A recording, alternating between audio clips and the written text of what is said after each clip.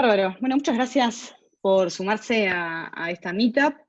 Está en edición virtual. Así que bueno, vamos a ir comenzando. Un poco para arrancar los sponsors bueno, que nos están ayudando a organizar esta serie de eventos junto con la gente de Deep Learning AI. Estos eventos están enmarcados dentro de la comunidad de Deep Learning AI, con embajadores en diferentes lados del mundo, y bueno, en este caso nosotros desde Marvi, que estamos llevando adelante estas reuniones, que bueno, que le voy a hacer varias en el año, seguramente hagamos alguna más de estas virtuales en esta segunda mitad del año. Después la gente de Movit también nos está ayudando a organizar estos eventos, y también la incubadora de empresas Ingenio. Un poco la agenda de lo que vamos a compartir hoy. Primero vamos a ver un video introductorio de Andrew Ng presentando un poco esta iniciativa de Deep Learning AI, de lo que se llama Paian AI, que son esta serie de eventos. Luego vamos a ver una presentación sobre procesamiento del lenguaje natural y los avances recientes que han habido en este campo, que en este caso la voy a estar dando yo, esta presentación. Y luego Pablo Flerkin, que estaba por allí, que vi que ya se había conectado de pedidos ya, nos va a hacer una presentación sobre Representation Learning for Product Embedding and Discovery. Así que bueno, ¿Cómo eso andas, va a ser Paula? un poco. ¿Cómo estás, Pablo? ¿Todo bien? ¿Todo bien?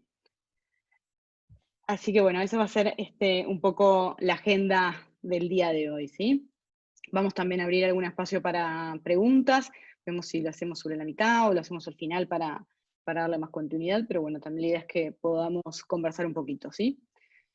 Bueno, muy bien. Vamos comenzando entonces con el video, disculpen, con el video introductorio.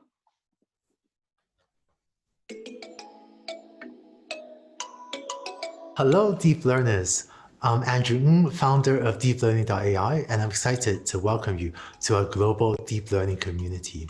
I know that many of you are here today because you want to break into AI and build your career. I hope that being part of this community will help you to do so. To give you a proper welcome, I'd like to show you around the deeplearning.ai offices and meet some of the teams so that you can see where it all happens. Oh, hi, Andrew. Do you want to tell our friends at Pine AI what you do at deeplearning.ai? Sure. Hi, everyone.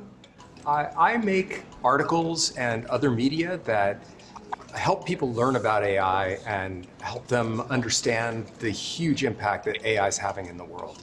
Today, I'm putting together the next issue of The Batch, our weekly newsletter, and I'm looking for the biggest stories of the week to keep our readers informed. What's been the most surprising thing you've run into working on The Batch? How much is going on in this field? There is never a dull moment. You might think from the outside that machine learning engineers really understand everything about AI, but nobody understands everything about AI because this field is just coming to life right before my eyes as I put this thing together every week. All right, I know you're really busy, so I'll let you get back to it. Thanks. See you later. Let's go meet Kian, who helped me create the deep learning specialization. He's working on an exciting new project. Hey Kian, so do you want to tell the people at Pine AI what you're working on? Yes, sure. I'm leading a project called Workera, focusing on helping people get offers in AI and navigating their career by testing their skills, preparing for interviews and certifying them, as well as matching and referring them to good jobs in AI. That's really cool. And what's the most exciting part of your day? You know, the AI field is new, organizations and jobs are still misunderstood. So I'm excited to help people understand what different types of jobs exist in the field, what tasks they will work on, and what skills are needed to achieve those tasks. That's really important work. Well, it's nice chatting. And now let's go chat to Hotel, who is on their product team. Hey, Andrew. Do you want to say hi to our friends at Pine AI and let them know what you're working on? I would love to. Hi, everyone. I lead the product team in deeplearning.ai, where we create AI education content accessible to people all around the world. People like you. And what are you most excited about right now? I am so excited to see our community grow and to see how eager people are to learn more about AI. Thanks, Otto. Thanks, Andrew. So, as you can see, our team is working hard to support you and help you learn. It's never been easier than before to break into AI. So if you want to build a career, you can leverage online resources available, including open source code, datasets, papers, and online courses like a deep learning specialization on Coursera. As part of this journey, I hope you get your hands dirty too.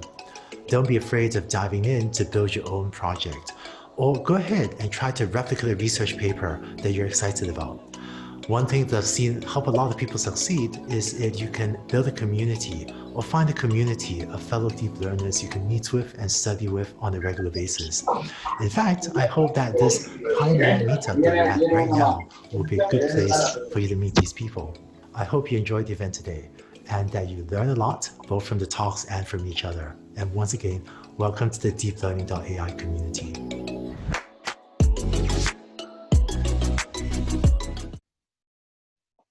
Bueno, bárbaro, muy bien.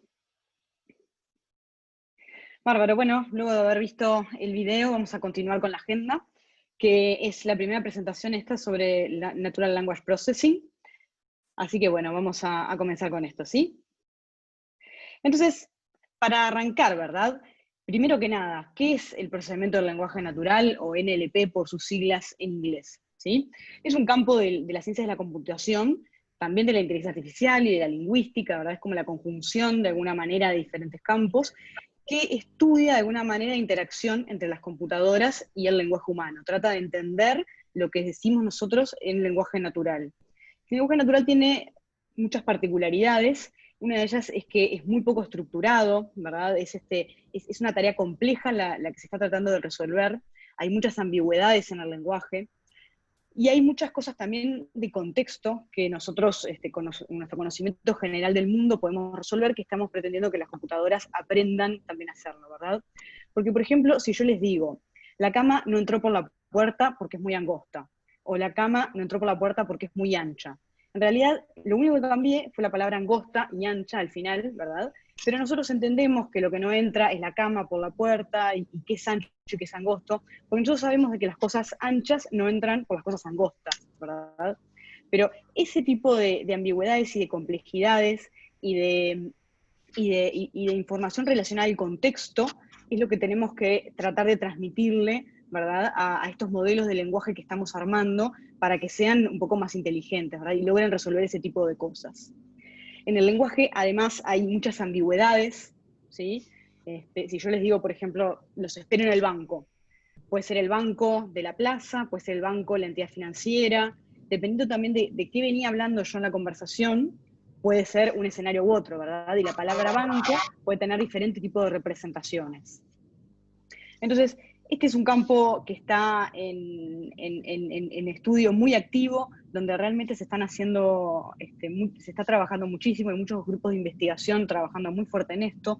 Vamos a ver ahora en unos minutos que tanto, por ejemplo, Google, Microsoft, Facebook, OpenAI, que es otra de las empresas que también están en este rubro, están realmente sacando papers casi que todo el tiempo, a gran velocidad. Es un campo que está en mucho desarrollo y que en los últimos años, de repente en los últimos 2-3 años, hemos visto como un boom con otro tipo de técnicas y otras cuestiones que son estos los avances que les queríamos contar de alguna manera. Pero introduciendo un poquito esta temática de procesamiento del lenguaje natural, la alternativa a un modelo de estos, que sabemos que es una cosa compleja de generar, sería como un motor de reglas, de alguna manera, ¿no? Un poco lo que les planteamos y lo que pasa es que en realidad el lenguaje es tan complejo que armar un motor de reglas sería una tarea absolutamente heroica de alguna manera, ¿no? Porque fíjense, en este caso, la palabra bastardo, entre los singulares, los plurales, los sufijos, prefijos, verbalizaciones, bueno, y demás. Fíjense que la gente de KiPCon logró armar 6 millones y medio de combinaciones diferentes a partir de la palabra bastardo, ¿verdad? Entonces, realmente el lenguaje es muy diverso y complejo como para resolverlo con un motor de reglas. Además, también existen muchas relaciones en el texto, ¿verdad? Y, por ejemplo, en este ejemplo vemos que la palabra it, ¿a qué se está refiriendo, verdad? Puede referirse a varias cosas, pero en este caso se refiere a London, que hablamos de que London es la ciudad con más población, que además es la capital de Inglaterra, ¿verdad? Hay como muchas relaciones en el texto que no son tan directas o tan sencillas de identificar, ¿verdad? No es tan straightforward, sino que requiere realmente un análisis profundo de realmente del texto para lograr extraer ese tipo de relaciones entre las palabras, ¿verdad? Para poder darle significado y hacer algo rico, valioso con ello, ¿no? Algunos de los problemas típicos que se solucionan con este campo, por ejemplo, es la traducción entre idiomas.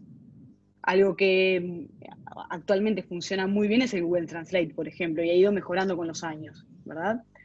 Otro tipo de traducción podría ser, por ejemplo, del lenguaje español o el lenguaje inglés a un lenguaje de programación, a Python, por ejemplo, ¿no? De que por ejemplo, describa sentencias SQL en lenguaje español y que un motor de estos me lo logre interpretar y transformar una sintaxis SQL correcta, ¿verdad? O a un script Python de alguna manera con alguna funcionalidad que yo le describo.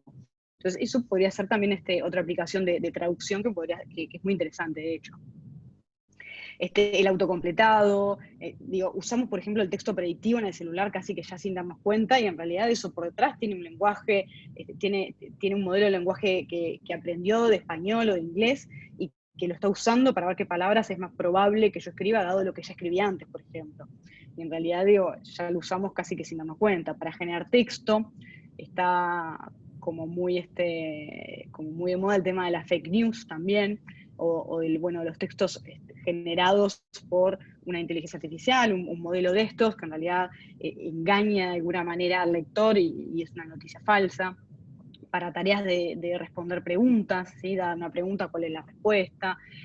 Después también para cosas más del estilo de clasificación, como por ejemplo puede ser el análisis de sentimiento. Esto se usa mucho en Twitter, o por ejemplo si alguien llama a mi call center, bueno, llamó enojado y se fue contento, o por ejemplo le escribió a mi chatbot enojado y después se fue contento, o al revés, o cuestiones de ese estilo, ¿no? Hay muchas aplicaciones que trabajan con este tipo de cosas también.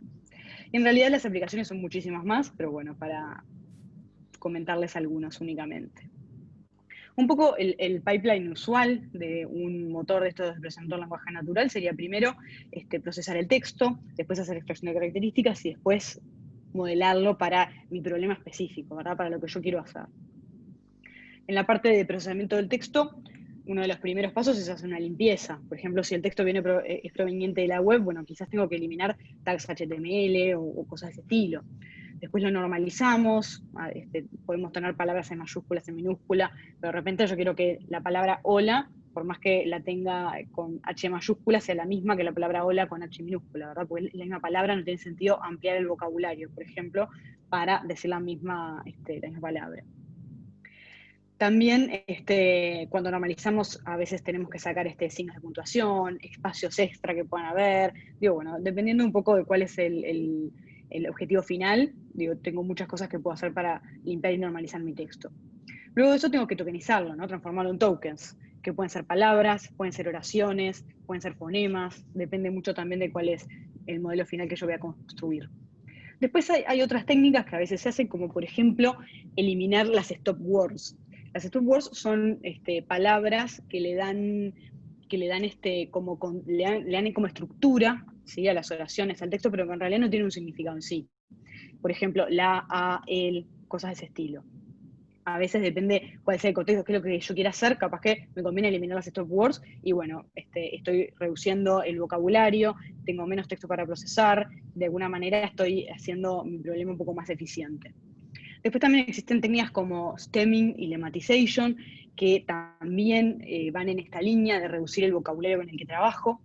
Por ejemplo, lemmatization reduce como a su forma raíz una palabra, por ejemplo, lleva los verbos conjugados al verbo base. Stemming reemplaza, tiene como una búsqueda para reemplazar, por ejemplo, el ing en inglés, en las terminaciones en ing, quizás las quiero eliminar porque no me interesan, o cosas de ese estilo, ¿verdad? Pero en definitiva, cualquiera de estas tres técnicas la idea que tienen es reducir el vocabulario y hacer computacionalmente más eficiente mi problema, ¿sí? Va a depender siempre de qué es lo que estoy atacando. Luego que procesamos el texto, ¿verdad? Y que hicimos como ese primer paso, pasamos a un paso de extraer características. Nosotros tenemos que generar de alguna manera atributos numéricos que yo luego voy a pasarle a mi modelo, ¿sí? Entonces, a través de esas palabras, fonemas o lo que me hayan quedado después de que procesé el texto, tengo que ver cómo eso lo llevo a una forma numérica, ¿verdad? Con la que luego puedo trabajar. Y acá en realidad hay como diferentes técnicas y approaches a esto. Por ejemplo, si estoy trabajando con textos o con oraciones o cosas de ese estilo, puedo usar una técnica que se llama Bag of Words, que que es como bastante tradicional, en la cual armo como una matriz, ¿sí? Con todo mi vocabulario, y le pongo le voy numerando las palabras, cuánto aparecieron, ¿sí? Entonces, por ejemplo, en este caso, azul aparece una vez, auto aparece una vez, ¿sí? Barco en este caso aparece. Entonces, esto me permite de alguna manera, con un método súper rápido, ver, bueno, qué palabras se repiten, qué textos son parecidos a otros, ¿sí? Y hacer una clasificación en ese sentido. Otra técnica muy parecida a esta es TF-IDF. ¿Qué pasa con Bag of Words? Si yo tengo un texto, por ejemplo, financiero, quizás las palabras precio, o costo, o cosas de ese estilo se repiten muchísimo, ¿no? Entonces, esas palabras no son discriminantes, no son tan representativas para poder decir dos textos son parecidos o no, porque si todos mis textos son financieros, bueno, la palabra costo y la palabra precio, cosas así, va a aparecer muchísimo. Entonces, lo que hago con esta técnica es dividir entre la cantidad de apariciones de esa palabra, ¿sí? La misma matriz que tenía hoy, la divido entre la cantidad de la frecuencia que tiene ese token, ¿sí? Que yo tengo en todo el texto. Entonces, de alguna manera, van perdiendo preponderancia las palabras que se repiten muchísimo, ¿verdad? Que están muchísimas veces en los textos que estoy analizando. Entonces, es como una relación inversa, la aparición, la frecuencia de las palabras en los textos, ¿sí? ¿Qué pasa cuando quiero ir a un plano más, hablando de palabras, ¿no? Viendo a las palabras como un token, ¿no? Entonces quiero llevar a no un texto entero, sino a cómo encodeo, cómo paso a números, de alguna manera, uno de mis tokens, una palabra, por ejemplo. Entonces acá existe una técnica que se llama one-hot encoding, que se usa muchísimo en muchos campos de Machine Learning, ¿verdad? Y que lo que hace acá es armar vectores, ¿sí? En el cual cada palabra, por ejemplo, en este caso subió, tiene un 1 en la posición que le corresponde en ese vector, ¿verdad? Que este vector va a tener todo mi vocabulario, de alguna manera. Entonces, fíjense que auto, por ejemplo, queda con un 1 acá y un 0 en todo el resto de las alternativas, ¿verdad? Porque no es azul, no es barco, sino que es auto solamente, y así sucesivamente. El problema que tiene esta técnica de one-hot encoding es que crece de forma lineal con la cantidad de vocabulario que tengo. Y si yo agregar una palabra, tengo que agregarle una dimensión a todos los vectores que yo tengo generados, ¿verdad? Entonces, un poco para limitar eso, aparece lo que se llaman los word embeddings, este tipo de técnicas para extraer características, en el cual yo defino un espacio vectorial de determinada dimensión, yo fijo cuál es esa dimensión, y en ese espacio vectorial trato de representar todo mi vocabulario. Entonces, si yo tengo una palabra nueva, lo único que voy a tener que hacer con esa palabra es encontrar en dónde cae en este espacio vectorial. Pero no es que tengo que sumarle una dimensión a todas mis representaciones. Y este espacio vectorial es construido con determinadas características. Por ejemplo, si dos palabras son parecidas, tienen un significado parecido, bueno, entonces tienen que quedar cercanas en mi espacio vectorial. Por ejemplo, café y té deberían quedar cercanas. Y además también lo otro que se respeta en este tipo de espacios vectoriales, cuando hago un embedding de las palabras, es que trato de mantener las mismas diferencias. Entonces, por ejemplo, mujer es a reina, lo mismo que hombre es a rey. Entonces, la diferencia entre hombre y mujer tiene que ser la misma entre rey y reina, ¿sí? Entonces, con este tipo de características logro encontrar un espacio vectorial en el cual representar las palabras, ¿sí? Con números, con algo que yo después voy a poder poner en un modelo, bueno, que respeta que si son cosas similares, queden juntas, que si tienen que preserve diferencias, ¿verdad? Entonces, en ese sentido, es muy útil. Y hay modelos ya preentrenados que podemos usar para hacer este tipo de cosas, por ejemplo, Word2Vec y Glob son dos bastante populares de alguna manera. ¿Y qué es lo que pasa con esto? De repente a mí me conviene usar un embedding de este estilo, de un modelo de estos preentrenado con un corpus o con un conjunto de texto mucho más grande que mi dato de training. Entonces yo me apalanco en eso y ya uso un Word2Vec, por ejemplo, ya preentrenado, y lo que yo tengo que hacer después es agarrar, fijarme en mis palabras, tengo una lookup table y encuentro mi palabra, es este vector, porque yo ya sé que está encodeado en el espacio de embeddings de esta manera. Entonces, por ejemplo, acá en este vector, que bueno, que es una chorrera de números, ¿verdad? Es la palabra stick en Glob, que bueno, que está encodeado con un vector de embedding de tamaño 200, ¿sí? O sea, tengo 200 numeritos que me representan la palabra stick, ¿sí? O sea, que el espacio vectorial, que yo hoy les estaba mostrando con 3 dimensiones, en realidad, en este caso, en este ejemplo que estaba mostrando, tiene 200 dimensiones, ¿verdad? Pero bueno, un poco eso es lo que hacen los Word Embeddings. Vamos a volver un poquito sobre esto igual más adelante. Y yendo un poquito al final de este pipeline de procesamiento del lenguaje natural, llega la parte de modeling, ¿sí? Y acá un poco el modelo, la idea es poder hacer predicciones, ¿no? O sea, yo una vez que tengo un modelo entrenado, que esto puede ser un proceso iterativo, además, por supuesto, ¿verdad? Bueno, que extraigo las características en el modelo, veo si quedó bien, si quedó mal, le itero y demás. El objetivo que yo tengo con esto es hacer predicciones con datos que todavía no vi, ¿no? Y bueno, esas predicciones van a tener una confianza asociada, por supuesto.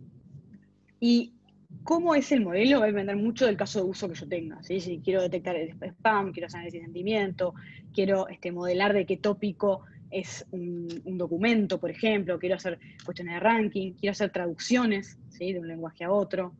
Digo, bueno, va a depender muchísimo de qué tipo de modelo, cuál va a ser el encare para atacar este tipo de cosas, el modelado en sí. Y bueno, y yendo un poquito a qué modelos se utilizan, en los últimos años, o sea, lo que se ha utilizado, lo que se venía utilizando muchísimo, eran las redes neuronales recurrentes para trabajar con NLP. Las redes recurrentes son las que trabajan con las series de datos ordenados. ¿Esto por qué? Porque el texto en realidad es una serie de datos ordenados. Importa el orden en el que yo digo o escribo las palabras para el significado que tienen, ¿verdad? Entonces, puedo usar una red neuronal recurrente para trabajar con este tipo de datos, ¿verdad? Porque son series de datos ordenadas. ¿Se acuerdan que las redes, no vamos a entrar mucho en detalle hoy en las redes recurrentes, pero recuerdan que las redes recurrentes son las que tienen hidden states, o sea, tienen estados escondidos que tratan de aproximarse a la secuencia de datos, ¿sí? Al S1, S2, que sería esto. Tengo el core perro, por ejemplo. Entonces, los estados escondidos estos tratan de aproximar esa serie de datos, ¿sí? Asumiendo que hay una recurrencia implícita. Y bueno, y después, además, dentro de lo que es RNNs, se han hecho, bueno, hay como muchos estudios hechos a partir de esto. Están, por ejemplo, las LSTM, se han generado muchas variantes, como las Grudio. Bueno, hay mucho trabajo hecho sobre este tipo de redes, las redes recurrentes. Y acá, en este caso, estábamos hablando de, por ejemplo, predecir una palabra, ¿no? O sea, por ejemplo, tengo el mejor perro, y capaz que lo quiero decir después, del mundo, por ejemplo, ¿no? Entonces, pero bueno, voy diciendo una palabra. Pero yo puedo querer hacer, por ejemplo, una traducción, como veíamos hoy, ¿no? De este idioma que no estoy muy segura que es, a inglés, ¿verdad? Entonces, en este caso, lo que usamos son modelos secuencia a secuencia, sequence to sequence models, ¿sí? Que lo que hacen es tienen como dos partes. Tienen un encoder, que es lo que vemos de este lado, y un decoder, ¿sí? Entonces, al encoder yo le pongo la oración en uno de los idiomas, el encoder está compuesto, en este caso, por ejemplo, de redes recurrentes, ¿sí? Que van codeando y va extrayendo las características de esta frase en este idioma. Eso genera una representación de esa frase, ¿verdad? En un estado intermedio, que lo ven acá con la C que aparece aquí, y eso es lo que le paso al decoder, ¿verdad? que también está compuesto de redes recurrentes y hace, a partir de la información que le pasa el encoder, hace la traducción del texto y lo genera en el otro idioma, en el idioma para el que está entrenado el decoder en generar texto, ¿verdad? Utilizando la información que le vino del encoder. Entonces, acá un poco sin la animación, nosotros vamos a tener en este tipo de modelos de secuencia a secuencia, vamos a tener la oración de entrada y la oración de objetivo de salida, ¿verdad? Que es lo que yo quiero obtener en el otro idioma, traducida. Y un poco lo que pasa con esto es que yo tengo que, o sea, toda la información que va a ir de la oración inicial, que es la que yo quiero efectivamente traducir, va a ir en el paso de pasar del encoder al decoder, ¿verdad? Entonces acá se da lo que se llama el bottleneck problem, o problema de cuello de botella, de que acá tengo que esperar a que se procese todo esto y que además la información es únicamente la que logra pasar de aquí para aquí, ¿verdad? Para poder hacer después la traducción, ¿sí? Pero bueno, este es un poco como el encare que se venía desarrollando y que realmente, ha tenido mucho empuje previo a algunas cosas que les voy a comentar ahora en un ratito. Otro encare para problemas de procesamiento de lenguaje natural es usar CNNs. Que las CNN, recuerdan que son las redes convolucionales, las que trabajan con imágenes, es decir, que la entrada a la red neuronal son matrices, ¿sí? Matrices de valores o matrices de puntos cuando trabajamos con imágenes. Pero bueno, para armar la matriz que entra a la red de convolución, lo que hago es agarrar los embeddings, las palabras, ¿sí? O alguna representación de las palabras, y las pongo como un stack, ¿no? Voy poniendo una y la otra. Y eso es lo que le paso a la red convolucional como entrada. Es como bastante ingenioso, de alguna manera, este approach. Está bueno, tuvo buenos resultados, tuvo resultados en muchas cosas comparables, quizás con las RNN, pero bueno, las RNN tienen como más sentido por tratarse de series ordenadas de datos, las oraciones, ¿verdad? Pero bueno, esto también fue una cosa que se exploró y que hubo investigación para poder tratar de aplicarlo al procesamiento del lenguaje natural. Y un poco lo que ha pasado en los últimos 2-3 años, que yo les comentaba de que ha habido realmente mucho empuje en todo este campo, es que apareció este paper que se llama Attention is All You Need, que propone otro tipo de arquitectura, ¿verdad? Otro tipo de modelos, que lo que tiene de particular es que ya no son redes recurrentes, que era como, bueno, la dinastía de las redes recurrentes hasta este momento era lo que realmente se utilizaba para trabajar con este tipo de cosas, dominaban totalmente el campo de procesamiento del lenguaje natural. Empezaron a aparecer otro tipo de cosas que son justamente esta arquitectura de transformers, que se basa en mecanismos de atención, que vamos a conversar ahora un poquito sobre qué es eso, ¿sí? Entonces, un poco lo que me permite hacer los mecanismos de atención es interpretar, es entender en una frase, ¿sí? Mapear qué cosas son relevantes en la frase, qué otras palabras para las que estoy procesando en ese momento, ¿sí? Sí, a los que se conectan, que de repente mutear el tema de los micrófonos. Si muteamos alguno, perfecto.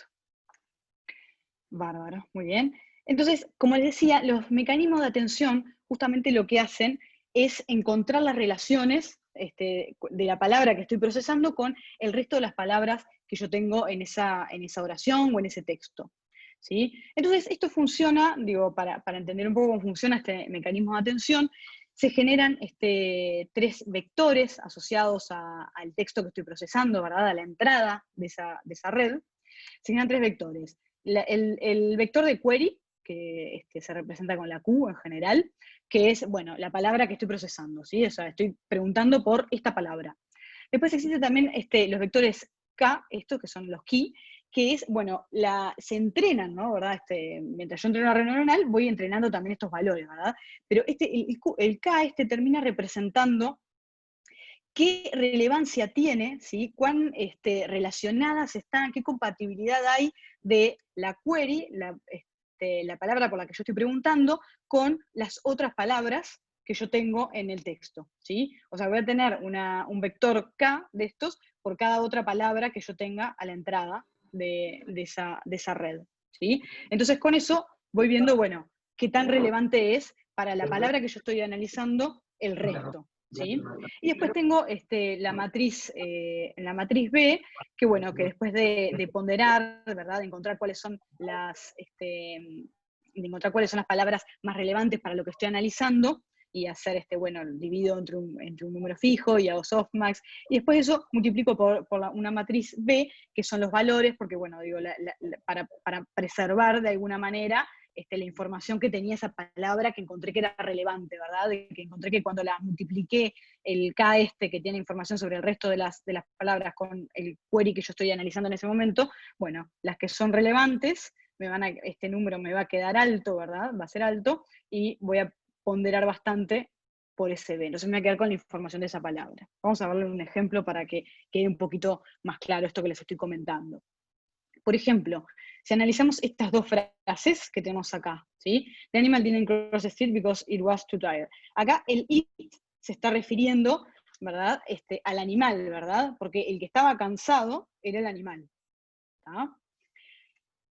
Y en este caso, en esta frase, decimos otra vez que el animal no cruzó la calle porque la calle era muy ancha, ¿verdad? En este caso, este it se está refiriendo a la calle, ¿no? Porque lo que era muy ancho era la calle, ¿verdad? Entonces, este tipo de cosas es relevante cuando hacemos traducciones, porque no en todos los idiomas, ¿verdad? Se traduce todo igual. Entonces, por ejemplo, fíjense que acá, dependiendo de a qué hacía referencia el it, la traducción en francés es diferente, ¿no? Entonces, fíjense que acá, cuando yo aplico estas cuentas que yo les decía acá, con las queries, ¿verdad? Y los keys y los values y demás, lo que me termina pasando, una vez que yo entrené ese modelo, es que cuando yo analizo la palabra it en esta frase, ¿sí? El mecanismo de atención me hace prestarle atención a la palabra animal por sobre el resto, ¿sí? Fíjense que strict también me hace prestar un poquito de atención, pero me remarca la palabra animal porque entiende de que en este caso esta frase el it se está refiriendo a la palabra animal. Entonces es muy relevante cuando estamos haciendo, por ejemplo, una traducción, ¿sí? Cuando estoy analizando una palabra en particular, cómo la voy a traducir, ver qué relaciones tiene con el resto de la oración, ¿verdad? Porque cambia mucho cuál es la traducción que le voy a hacer, por ejemplo, como vemos acá. Entonces, este tipo de mecanismos de atención me permiten identificar en el resto de la frase justamente eso. ¿A qué le tengo que prestar atención? ¿Qué otras palabras de mi frase tengo que tener en cuenta cuando estoy haciendo esa traducción? Y bueno, y en el caso de la otra frase, ¿verdad? Que veíamos aquí, que se refería a la calle, que era muy ancha, bueno, a donde más el mecanismo de atención, a donde hace que preste atención justamente el modelo cuando trabaja con la palabra it, es a la palabra street, ¿sí? Entonces, en realidad, el it se está refiriendo a otra cosa, a esto. Entonces, este tipo de mecanismos es un poco en lo que se basan esta nueva arquitectura que propone el paper Attention is All You Need de Transformers, justamente se basa en aplicar este tipo de cosas, ¿sí? Este tipo de mecanismos de atención se pueden usar también en otras aplicaciones, ¿no? Y puede tener otro tipo de significados, además.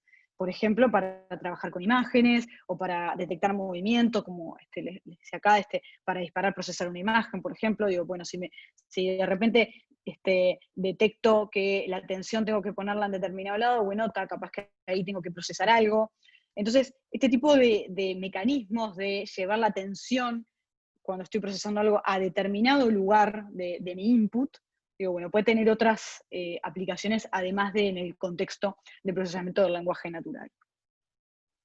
Entonces, un poco yendo a esta arquitectura de Transformer que se propone en el paper, un poco la motivación que tiene es, bueno, reducir un poco la complejidad, usa mecanismos de atención para modelar dependencias, y acá un poco la diferencia también que tiene con las redes recurrentes, para los que conocen un poquito más de las redes recurrentes, es que En los mecanismos de atención puedo poner la atención a palabras o a lugares de mi oración que están más lejanas, o sea, no importa en qué lugar está de la secuencia, ¿verdad? El mecanismo de atención igual las puede identificar.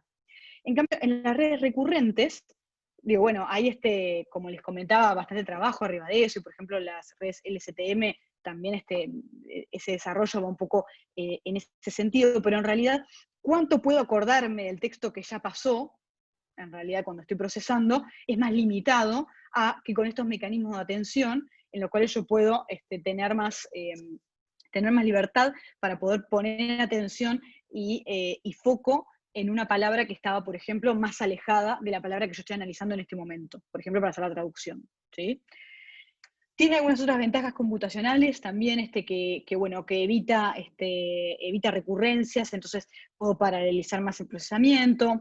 Pero bueno, en definitiva, un poco lo que propone este paper es una nueva arquitectura, que es algo de este estilo, que funciona, que funciona con un encoder y un decoder, ¿sí? Fíjense que de este lado está el encoder, mientras que del otro es el decoder. Esto es similar a lo que veíamos recién de sequence to sequence, ¿verdad? De traducciones. Entonces, por ejemplo, yo acá le pongo como entrada la frase en un idioma y espero la salida, la frase en otro idioma, por ejemplo, ¿no? Entonces, fíjense que en realidad digo, bueno, estos está armado como por bloques. Esto en realidad está simplificado el dibujo, pero en realidad son 6 bloques iguales a estos el encoder, y 6 bloques iguales a estos en stack, ¿verdad? Uno arriba del otro, el decoder. Y dentro de cada uno de estos bloques tiene una capa, tiene un bloquecito acá de atención, después suma, normaliza, tiene un residual acá, pero bueno, no se preocupen mucho por eso. Después pasa por una capa de feed forward, una capa densa, digamos, ¿no? Y normaliza de nuevo, ¿sí? Y esto, lo que sale del encoder, por supuesto tengo que pasárselo al decoder, ¿no? Como veíamos hoy. Y en el decoder, además de tener el módulo que veíamos de atención y la capa feed forward, tiene además otro módulo de atención que lo que hace es prestar atención justamente a lo que sale del encoder, ¿no? Y bueno, después de que paso por estas capas, por todos estos bloques de atención y demás, bueno, tiene capas lineales y softmax y demás para poder sacar probabilidades y poder hacer clasificaciones y demás a la salida del decoder, ¿sí? Fíjense que acá habla de multi-headed, o sea, con varias cabezas de alguna manera. Vamos a conversar un poquito sobre eso ahora. Y lo otro sobre lo que vamos a conversar también es acá esto que aparece que se llama positional encoding, ¿verdad? O sea, encoding posicional, de alguna manera, que ahora también vamos a conversar un segundito sobre eso. Entonces, ¿qué es lo que pasa con el multi-head self-attention? Es que hace lo mismo, lo que veíamos, este mecanismo de atención, que tenía, ¿se acuerdan? Las matrices, las queries, las keys y los values, ¿verdad? Que hacía esas multiplicaciones, que no dejan de ser multiplicaciones de matrices al final del día, ¿verdad? Multiplico la Q por la K, la softmax, y después la multiplico por el B, para ver a dónde tengo que prestar atención. En vez de hacerlo una sola vez, lo que hago es proyecto todas esas matrices varias veces, H veces, en el caso del paper propone proyectarlo 8 veces, el H es 8, ¿sí? Para poder tener representaciones, valores de todos estos vectores, ¿sí? Como en diferentes espacios de alguna manera, ¿sí? En diferentes subespacios. Entonces eso me hace que yo pueda de repente prestar atención a múltiples cosas o a diferentes cosas, o por ejemplo, si todo esto arranca cuando voy a entrenar estas matrices B, K y Q, arranca de forma randómica, y quizás uno de estas H combinaciones que tengo, cuando arranca se entrena y termina prestándole atención únicamente a la palabra que está analizando en ese momento, porque en el entrenamiento pasó eso, pero bueno, si tengo 8, tengo más posibilidades de prestar atención a diferentes cosas, ¿sí? Entonces, esto es otra cosa que también se introduce dentro de este paper como parte de la arquitectura, ¿sí? Paralelizar de alguna manera también el buscar a qué le tengo que prestar atención, ¿sí? Entonces, ¿dónde se usan estos mecanismos de atención? ¿Sí? Estos mecanismos que busco en la frase, cuando estoy analizando una palabra, ¿a qué otras palabras tengo que prestarle atención para hacer esa traducción, por ejemplo? En realidad, bueno, en esta arquitectura vemos que se usan tres lados diferentes, ¿no? Se usa en el encoder, ¿sí? O sea, una self-attention en el encoder, en la cual presta atención a es la entrada que presta atención a la entrada, ¿sí? Cuando yo estoy encodiando una palabra en la entrada para llegar acá, como este estado intermedio, que yo después se lo paso al decoder, presto atención a la misma frase de input que yo estoy teniendo, ¿no? Entonces acá logro extraer cuestiones del lenguaje de entrada, por ejemplo. Si estoy haciendo una traducción de español a inglés, bueno, de repente, cuando hago este mecanismo de atención, bueno, estoy como adquiriendo cosas propias del lenguaje español, por ejemplo. Después también tengo otro mecanismo de atención aquí, ¿verdad? Que nuevamente es la salida que presta atención, o sea, cuando estoy viendo la salida, que presta atención a las palabras de la salida también. Entonces, ahí nuevamente como que puedo ver cuestiones del idioma de salida, ¿no? Inglés, por ejemplo. Y después tengo un tercer mecanismo de atención, que es el que aparece aquí, que en realidad es el que combina, ¿verdad?, lo que entra en el encoder, o sea, el input, con lo que yo tengo que sacar, ¿sí? Entonces, lo que veo es, bueno, ¿qué de la entrada podría afectar a mi salida? ¿Sí? Entonces son como tres aplicaciones diferentes de atención, de mecanismo de atención en esta arquitectura. Y lo otro que les quería comentar es esto del encoding posicional, ¿sí? Porque acá el orden de las palabras dijimos que importa, ¿no? O sea, porque bueno, pues las palabras es una serie ordenada de datos, ¿verdad? O sea, importa si yo digo una palabra antes o después. Entonces, en las RNN, bueno, al ser secuenciales, el orden ya queda como implícito, o sea, ya estaba el orden mismo en cómo iba entrando los datos, ¿verdad?, a la red neuronal. Pero en este caso, como yo ingreso todos juntos, también le voy a poner información relativa a los tokens de un encoding posicional al embedding de entrada, ¿sí? Que es esto que veíamos acá, como para decir, bueno, estás en la posición 1 o en la posición 10 en la sentencia que yo estoy ingresando, ¿sí? Muy bien. Entonces, un poco las ventajas que tiene este tipo de algoritmos, los transformers, es que, bueno, como ya les decía hace unos minutos, de que es más fácil para realizar entrenamiento, entonces eso hace que entrene más rápido. Tiene, además, otra ventaja computacional es que la complejidad por capa es menor, entonces eso también es otra ventaja por ese lado. Tiene la ventaja de que puede modelar las dependencias entre diferentes palabras sin importar la distancia que tiene, sin importar la distancia entre esas palabras, ¿sí? Que en las RNN veíamos que, bueno, eso quedaba limitado a lo que la RNN pudiera recordar de una manera, y que, bueno, y que era más limitado. En este caso, bueno, puedo tomar dependencias y entenderlas más lejanas o de forma también más precisa en ese sentido. Entonces, la cantidad de cómputo que preciso para tener esas dependencias, pues bueno, en una RNN, ¿verdad? Yo podría eventualmente seguir aumentando la cantidad de nodos escondidos y demás, y aumentando el procesamiento para tratar de recordar cosas más lejanas, aunque se empiezan a desvanecer de alguna manera, pero bueno, un poco este tipo de solución tiene un número fijo de operaciones para poder encontrar esas relaciones, ¿sí?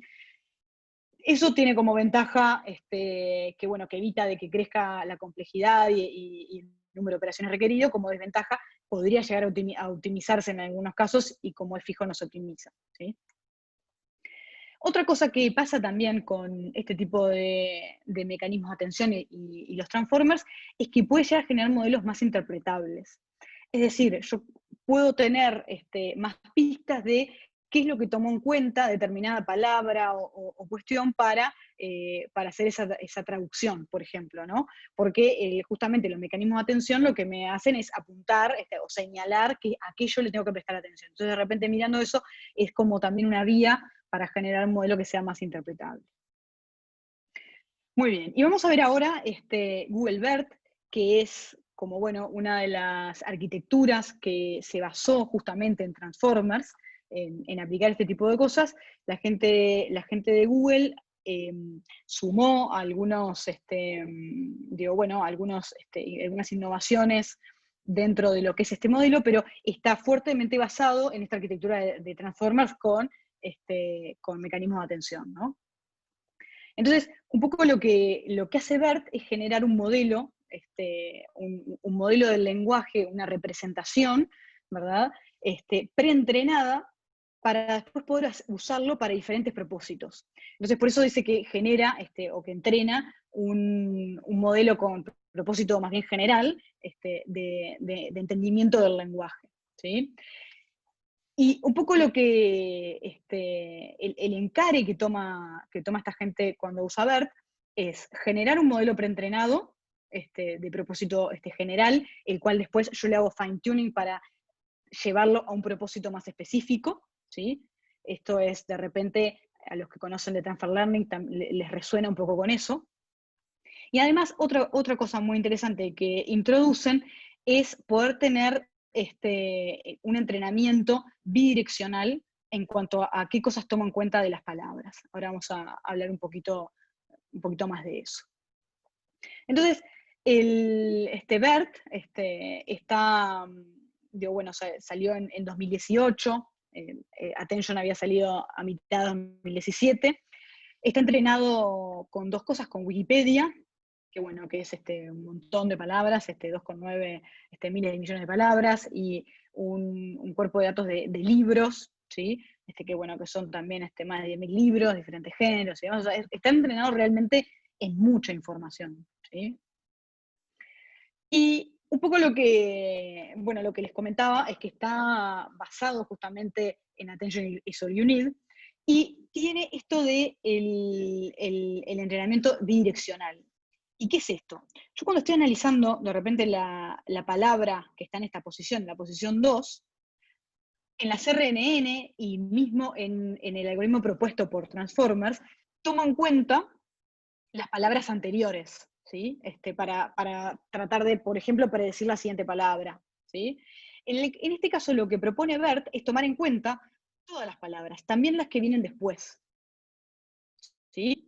Es decir, de que de alguna manera, cuando yo estoy infiriendo esta palabra que está por el medio, voy a tener en cuenta, para generar el contexto, ¿no? que es lo rico de esto, voy a tener en cuenta las palabras previas y las palabras posteriores, ¿sí? Y eso es un poco por qué decimos que es bidireccional. Se entrenaron dos modelos, se liberaron dos modelos de BERT, uno más chico con 110 millones de parámetros, que se llamó BERT base, y uno más largo, más grande, perdón, que tiene 340 millones de parámetros. Fíjense que son ya cantidades de parámetros como bastante grandes de alguna manera. Estos que liberó Google inicialmente estaban entrenados en inglés, para el idioma inglés. Existen también modelos entrenados en otros idiomas, por ejemplo está Beto entrenado en español, lo cual es muy bueno, ¿no? Entonces, este tipo de algoritmos, BERT, tiene como dos fases de alguna manera. Tiene la parte de preentrenamiento, ¿sí? Que es la parte más pesada, que requiere mucho hardware, que requiero tener un cuerpo de datos muy grande, ¿verdad? Entrenar un dataset muy grande. Y ahí es como toda la parte de preentrenar el modelo, ¿sí? Entonces ahí queda el modelo sabiendo, por ejemplo, mucho del idioma inglés, ¿sí? Y después, por otro lado, está la parte de fine tuning, ¿sí? Que es entrenarlo para la parte específica del problema que yo quiero resolver, ¿sí? Para diferentes tipos de tareas que yo quiera realizar dentro de lo que es procesamiento del lenguaje natural. Y esto se apalanca, ¿no? O sea, para poder hacer el fine tuning, yo lo que tomo es el modelo ya preentrenado, y esto es, bueno, por supuesto, mucho menos costoso en tiempo y en recursos y en la cantidad de datos que yo preciso para poder hacer este fine tuning, ¿verdad? Del modelo. Y lo que pasó con BERT es que este modelo genérico, que después con pocos datos lo tuneé un poquito para mi caso específico, obtuvo resultados mejores en la práctica de que modelos que estaban diseñados o tuneados de alguna manera específicamente para un determinado tipo de tarea. Entonces, este tipo de combinación, digo, bueno, resultó ser muy poderosa, ¿no? Como este encare de hacer fine-tuning de un modelo ya preentrenado.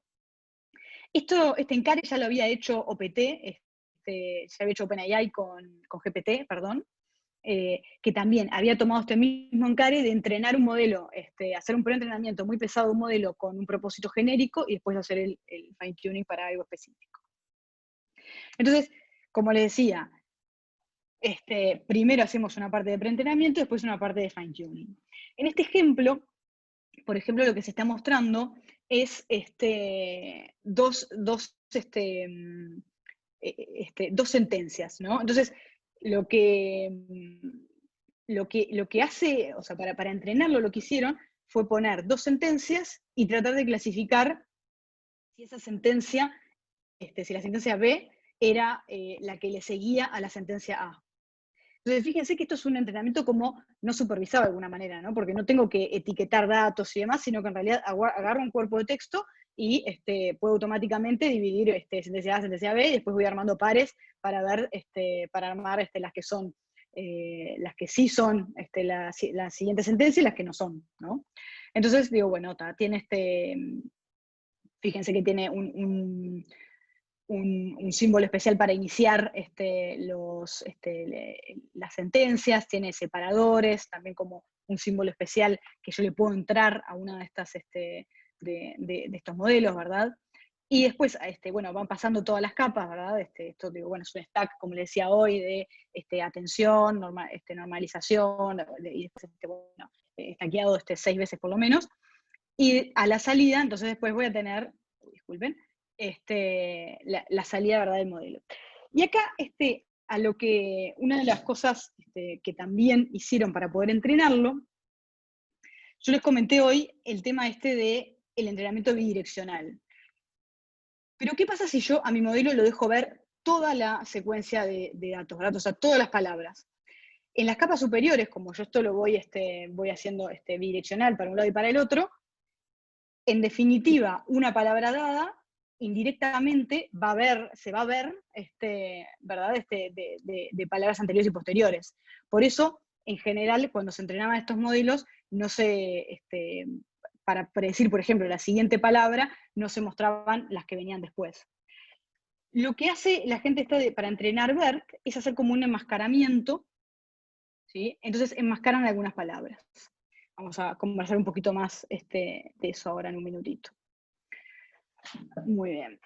Entonces, como les decía, esto puede utilizarse para una variedad de tareas, por ejemplo, para contestar, para hacer preguntas y respuestas, para hacer traducciones, para generar texto y demás. Entonces, en uno de los escenarios, como veíamos recién acá, voy a tener dos sentencias, por ejemplo, ¿no? Entonces, de alguna manera yo tengo que indicarle a mi modelo, bueno, esta palabra es de esta sentencia, esta palabra es de la otra. Y además también tengo que tener los embeddings posicionales para decirle en qué posición estaba cada palabra.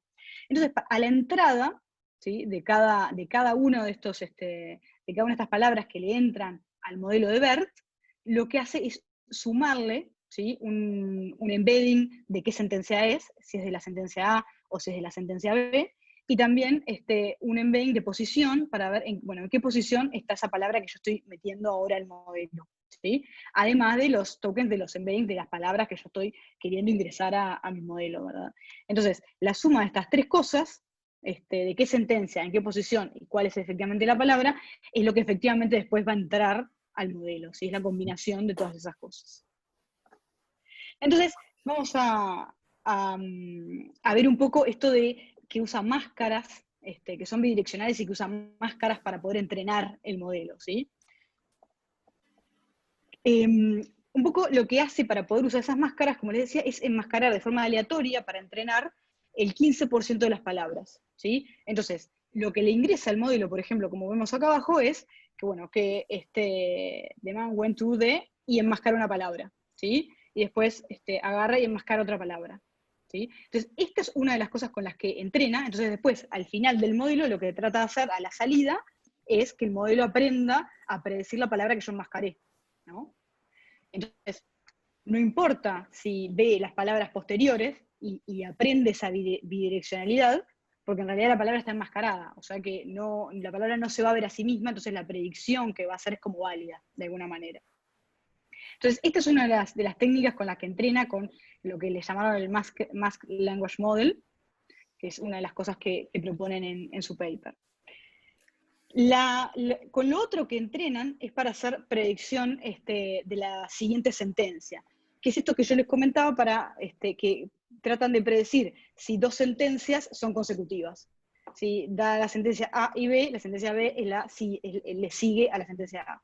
Entonces este es como un problema de clasificación en el que ponen a entrenar muchas sentencias A y B que sí son una predecesora de la otra, y también otro 50% de las sentencias que no lo son, ¿sí?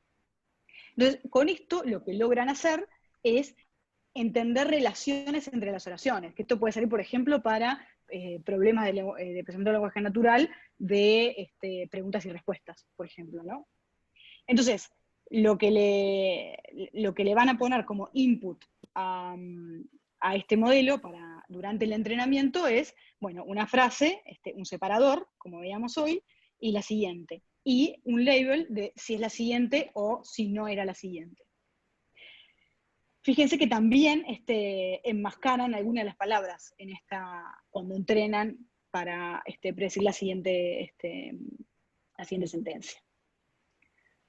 Muy bien. Entonces, estas son como las dos técnicas que utilizan la gente de BERT para lograr entrenar su modelo, que bueno, que el resultado es que es un modelo muy general, que después lo podemos tunear con pocos datos para un problema específico, y que además tiene esta ventaja de que es bidireccional y que para poder predecir una palabra o para poder traducir una palabra, toma en cuenta, ¿sí? De forma bidireccional la información para sacar contexto y demás, la información que tiene a la izquierda y la información que tiene a la derecha, es decir, la información previa y la información siguiente. Entonces, un poco la comparación entre algunos de estos modelos bastante conocidos de alguna manera, por ejemplo BERT, la diferencia que tiene es esta representación bidireccional que les comentaba, de las palabras, ¿sí? La gente de OpenAI con GPT hace algo en realidad también muy similar, pero fíjense que es unidireccional, no tiene la parte de esta bidireccional de que toman en cuenta palabras que van a venir después en la oración para predecir una palabra anterior, ¿sí? Sí, en GPT se toma el mismo approach de entrenar un modelo más bien genérico y después hacer un fine-tuning para un caso particular, ¿sí? Después están también otro tipo de modelos, como por ejemplo Elmo, que en este caso Elmo también tiene de alguna manera una bidireccionalidad, pero no usa, en realidad usa capas LSTM en vez de usar capas de atención, transformers como usan OpenAI y como usa BERT, ¿sí? Que bueno, que tiene como un encare un poquito diferente a cómo arman este modelo. Ahora vamos a conversar también un poquito más de eso. Entonces, un poco en la práctica, nosotros en general lo que vamos a hacer es solamente un fine-tuning de ese modelo preentrenado. Parece raro que vayamos a entrenar BERT de nuevo, ¿no? Pero, por ejemplo, para entrenar en español, bueno, hubo gente que se tomó el trabajo de entrenar Beto, ¿sí? Y sacar un modelo de BERT en español. Para poder hacer ese fine-tuning, un poco lo que encontraron haciendo pruebas la gente de Google, es que si el dataset es más bien chico, importa con qué hiperparámetros, hago fine-tuning del modelo. Pero cuando tengo datasets grandes, a ellos en este caso les llamaron más de 100.000 datos etiquetados, en realidad los hiperparámetros no tienen tanta incidencia en el resultado de ese fine-tuning que le hago al modelo, ¿sí? O sea, llega a buenos resultados igual. Pero bueno, en la práctica, seguramente lo que vamos es únicamente el fine-tuning. Tomar los pesos y el modelo preentrenado, que Google ya lo liberó, y hacer el fine-tuning arriba de eso. Entonces, una posible aplicación de esto sería, por ejemplo, para hacer análisis de sentimiento, ¿no? Entonces, por ejemplo, agarrar un review de un producto, ¿verdad? Pasarlo por BERT y después por un clasificador, ¿no? Entonces, yo, BERT, tendría que hacerle un fine tuning para justamente poder tomar este tipo de oraciones y clasificarlas en positivas o negativas, ¿sí? Pero para eso voy a prestar mucho menos datos a que se arrancara con una cosa de cero. Y arriba de eso, bueno, seguramente tendré algún clasificador y poder hacer la clasificación, ¿sí? Pero bueno, de alguna manera estoy haciendo transfer learning usando BERT, ¿no? Otro tipo de aplicaciones que puede tener BERT, ¿sí? Es, por ejemplo, hacer clasificaciones entre dos pares de sentencias, como comentaba hoy. Entonces, por ejemplo, acá uno de los ejemplos clásicos es, bueno, dos preguntas de Quora. ¿Son la misma o no? A la gente de Quora le importa mucho saber, no tener preguntas repetidas. Entonces tiene que comparar dos preguntas que están formuladas de manera diferente para ver si en realidad la pregunta es la misma, ¿no? Solamente que escrita de forma diferente. Entonces, por ejemplo, la gente de Quora liberó un dataset bastante grande, y es una de las mediciones también que se usa para hacer benchmark de este tipo de modelos, para ver eso justamente. Puedo también ver si, bueno, si el sentido semántico de dos frases es el mismo, si dos frases son contradictorias o son neutrales o están alineadas.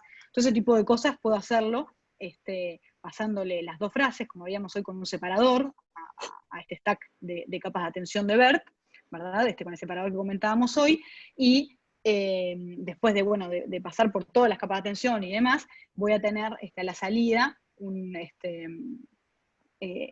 label, digamos, para bueno, cuál es la clasificación entre esas dos sentencias que tengo.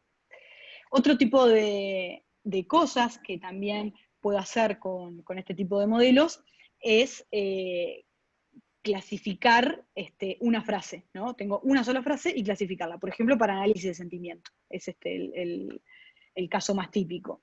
Podría ser también para, bueno, si escribo una frase en inglés, bueno, si si está aceptable lingüísticamente como la escribí, por ejemplo, ¿no? Si pasa o no pasa, es buena o mala. Pero estas trabajan con una sola sentencia. Otras cosas que puedo hacer, por ejemplo, es para contestar preguntas. Entonces, acá lo que yo le pasaría es primero la pregunta, el separador, y después un párrafo de información. Por ejemplo, datos que saco de Wikipedia. Y lo que me va a devolver el modelo es un span o una ventana en donde se encuentra la respuesta, dentro de ese párrafo, donde está la respuesta a la pregunta que yo hice. ¿Sí? Entonces me va a devolver dentro de estos, de la salida, digamos, de lo que voy encodeando del párrafo, me va a devolver, bueno, dónde está la respuesta a la pregunta que yo estoy haciendo, por ejemplo. Después puedo hacer cuestiones más de tagging de una sola oración, de una sola sentencia, por ejemplo, para hacer NER, ¿no? Para hacer Name Entity Recognition. Que eso también podría hacerlo con BERT, ¿sí? Muy bien. Bárbaro, bueno, vamos a conversar ahora sobre algunos otros nombres importantes dentro de esto, que ya les estuve comentando varios en realidad. Por ejemplo, Elmo, que en realidad es previo a lo que es a BERT y Transformers y demás. Lo que tiene como de relevante Elmo en realidad es que, bueno, usa LSTM, tiene una arquitectura como con dos capas, que hace backward y forward, y en base a eso genera, lo que termina generando con todo este procesamiento que hace, es un embedding de las palabras que tiene en particular, que es dependiente del contexto de la palabra, ¿sí? A diferencia, por ejemplo, de Word2Vec, de que la palabra banco en Word2Vec, si es el banco de la plaza, o si mi frase es el banco donde deposito plata, ¿sí? La palabra banco va a tener el mismo embedding en un Word2Vec. En este caso, usando, por ejemplo, Elmo, voy a tener un embedding diferente dependiendo en qué contexto esté la palabra banco, ¿sí? Porque fíjense que yo acá le paso toda la frase y termino generando un encoding, ¿sí? Para esas palabras. Entonces, eso es como un poco lo que tiene de relevante Elmo, y porque fue también relevante en su momento. Después OpenAI también es otra empresa que está haciendo muchas cosas en esto, ¿verdad? y sobre todo con sus modelos estos GPT, ¿sí? Generative Pre-Training, por eso es la sigla. El primero que lanzó fue GPT, después lanzó GPT-2, que en realidad es muy parecido a GPT, pero bueno, como un poco entrenado con más datos, más grande, como más polenteado de alguna manera. Y estos modelos en realidad son basados también en transformers, en capas de atención, no en redes recurrentes, y muy parecidos a lo que vimos, por ejemplo, con BERT, pero sin la parte esa bidireccional que comentábamos. Estos modelos de OpenAI se entrenaron para hacer la predicción de la siguiente palabra. Ese fue como el método de entrenamiento que hicieron para entrenar estos modelos medio genéricos, que después le hacemos fine-tuning para una tarea en particular. ¿Sí? Y bueno, y OpenAI, recientemente, hubo bastante revuelo con GPT-3, que vamos a ver algún ejemplo ahora. Después también existen otras arquitecturas, como por ejemplo Transformer XL, que un poco a lo que atiende esta variante es, esto también usa capas de atención, transformers y demás, pero un poco lo que hace es generar otras conexiones, ¿sí? En las que va conectando.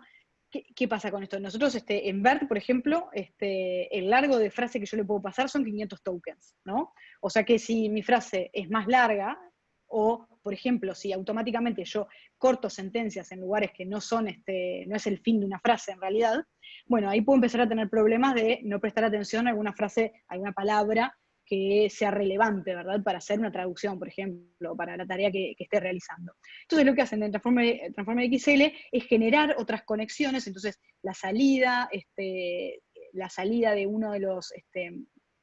cuando paso una frase, lo entro, cuando paso la siguiente frase, como que tiene ahí un recuerdo de cuál era el estado final, entonces se va pasando estados, y un poco ataca eso de que el largo de entrada de frases es fijo, ¿verdad? Y que además puedo cortar las sentencias en cualquier lado en realidad, haciendo cosas de este estilo. Entonces, soluciona un poco ese problema de las dependencias largas, de alguna manera, Transformers XL, que también es de Google. Y bueno, como les comentaba, OpenAI, sobre todo este fin de semana, me parece, hubo bastante revuelo con GPT-3, en realidad, GPT-3. Y bueno, les quería mostrar algunos ejemplos y algunas cosas que estuve viendo por ahí. Este modelo tiene la particularidad de que es realmente gigantesco. Es como una versión un poco tuneada de GPT-2, pero con un modelo muchísimo más grande además. Entonces digo, bueno, hay gente haciendo cosas bastante interesantes. Por ejemplo, en este caso, fíjense que integró como Google Spreadsheets, ¿sí? Y armó una función GPT-3 que lo que hace es, bueno, es como un buscar B de alguna manera de Excel, pero usando GPT-3, entonces busca, bueno, acá en este caso está viendo la población de determinados lugares. Lo que pasa es que, claro, está entrenado en un conjunto de datos tan grande que la información que está buscando es, tiene muchísima información en donde está buscando, ¿no? Entonces se encuentra, bueno, la fecha en que fue fundada, por ejemplo, Alaska. O sea, lo que interpreta es, bueno, Illinois se relaciona con este año. Entonces, interpreta que eso es el año que fue fundado, entonces por eso puede hacer la siguiente predicción, ¿no? Y bueno, hay varios ejemplos de cosas de este estilo. Después otro ejemplo, por ejemplo, en este caso le está describiendo acá cómo quiere armar una página web, que en este caso le dice, bueno, poner el logo de Google, y bueno, después dos botones, uno que dice Search y otro que dice, no sé, I'm feeling lucky, o de este estilo, ¿verdad? Entonces, fíjense que genera el código y las imágenes, ¿no? Entonces digo, bueno, eso lo está haciendo con GPT-3. Está bastante bueno. Pero bueno, un poco para contrarrestar también eso, hay un blog que está bueno porque hizo como un test de Turing de GPT-3 y algunas, y hace con preguntas y respuestas, ¿no? Con GPT-3. Entonces algunas cosas están súper interesantes, ¿no? Le pregunta, ¿hay animales de tres patas? Y el algoritmo le responde que no hay animales con 3 patas. ¿Por qué no? Le pregunta y le dice de que si no se caerían, o sea que es como algo que parece como que hasta que tiene intuición con lo que está contestando, ¿no? Pero en realidad cuando empezamos a preguntarle cosas de que probablemente no estén en la inmensa cantidad de datos con lo que entrenó, como por ejemplo, ¿cuántos ojos tiene el Sol? Esto seguramente nunca había una pregunta ni nada del estilo u ojos relacionados con Sol. Entonces, bueno, le contesta que el Sol tiene un ojo, ¿sí? Entonces ahí vemos cómo en ese lugar falló, ¿sí? Hubo mucho hype alrededor de esto el fin de semana, digo, bueno, como la cosa más importante después de Bitcoin, y cosas de ese estilo. Pero bueno, por ejemplo, Sam Altman, que es el CEO de OpenAI, dice que, bueno, me parece que es demasiado ya lo que están diciendo de GPT-3, que está muy bueno, pero bueno, tiene sus limitaciones como todo, ¿no? Y un poco para poner en perspectiva los tamaños de los modelos, fíjense que, por ejemplo, GPT-2 está por acá, ¿no? El original GPT está acá está BERT Large, ¿sí? Con 340 millones de parámetros. El de GPT-2 tenía ya 1,5 miles de millones de parámetros. En un momento, a principio de año, apareció uno de Microsoft que parecía como que, bueno, se dio el diablo con la cantidad de parámetros, ¿verdad? Y para poner en perspectiva, miren, GPT-3, la cantidad de parámetros que tiene 175.000 millones de parámetros, ¿verdad? O sea que fíjense que la escala la rompió toda, ¿no? Porque este es el de Microsoft, sí que habíamos dicho que lo veíamos acá despegado totalmente. Bueno, miren cómo se despegó GPT-3, ¿no? Es 100 veces más grande que GPT-2, ¿no? Entonces, pero bueno, también ahí va un poco la explicación de qué es lo que pasó, ¿no? Hay otras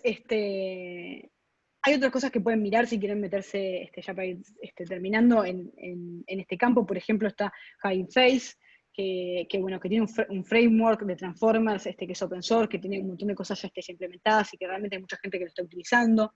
La gente de Hugging Face también hace desarrollos con ideas bastante ingeniosas. Y, por ejemplo, la gente de Hugging Face son los que armaron DistillBERT, que usa Knowledge Distillation para entrenar un BERT más chico, que bueno, al que le interese después podemos conversar un poco de eso, pero para no irme mucho en tiempo, lo dejamos por ahí. Pero también está Fast AI, que también tiene una librería open source, que tiene montones de modelos, en particular modelos de procesamiento del lenguaje natural, que bueno, que también pueden llegar a querer utilizar si están metiéndose con algo de esto, ¿sí? Y bueno, una cosa también como muy interesante de esto es la velocidad que ha tomado de alguna manera. Todos los métodos tradicionales, por ejemplo, en 2013 salió se entrenó Word2Vec, por ejemplo, estas simulaciones que usaban RNNs. En realidad, a partir de mitad de 2017, que salió Attention is All You Need, han aparecido montones de algoritmos y de transformers basados justamente en eso, como el de OpenAI, después Google BERT, y bueno, y OpenAI, que ha sacado diferentes versiones de GPT. Y bueno, realmente es una cosa que en los últimos años ha evolucionado a pasos agigantados, ¿sí? Y bueno, como comentarios finales, digo, bueno, realmente en estos últimos tiempos hemos tenido muchos avances en este campo, en el campo de NLP, apalancados sobre todo en esto que les comentaba de los mecanismos de atención y de diferentes versiones y configuraciones y mejoras a los transformers, ¿verdad? Hay como una línea también de trabajo en esto, en modelos cada vez más grandes, como veíamos el de Microsoft y GPT-3 ahora, pero también hay una línea de trabajo en tratar de hacer modelos más eficientes, computacionalmente más chicos, tratar de, reduciendo los parámetros, tratar de mantener la accuracy y los resultados, ¿verdad? Como DistillBERT, por ejemplo. Y además, este es un campo que realmente tiene muchas aplicaciones diversas en diferentes problemas que queramos resolver. A veces podemos encontrarnos usando bazucas para matar mosquitos, pero bueno, siempre está bueno poder hacer benchmarks con diferentes tipos de alternativas. Nosotros, por ejemplo, en un caso real, que estábamos armando un motor de recomendación, probamos diferentes alternativas, hicimos un benchmark entre usar, por ejemplo, para encontrar similitudes, usar BERT más un árbol de decisión, o usar, por ejemplo, Bag of Words, para ver cómo competía con un posterior árbol de decisión. Y a veces, en realidad, algoritmos y técnicas más simples nos pueden ayudar a resolver un problema sin tener que ir a cosas más pesadas, como por ejemplo puede ser BERT, ¿verdad? Entonces, en ese tipo de cosas también, bueno, está buenísimo poder jugar con todas estas cosas, pero bueno, también tener en cuenta que hay alternativas más sencillas que seguramente para muchos casos también sirven, ¿verdad?